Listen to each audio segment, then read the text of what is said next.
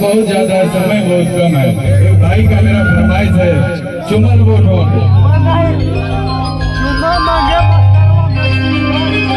नहीं नहीं कुछ भैया लोग बोलता है कि मकही मकही मकही मकही तो बाद में आप लाए ना, उससे पहले आप भोजपुरी में कितना गाना हिट दे चुके हैं ना। तंबाही रे चूमे मगे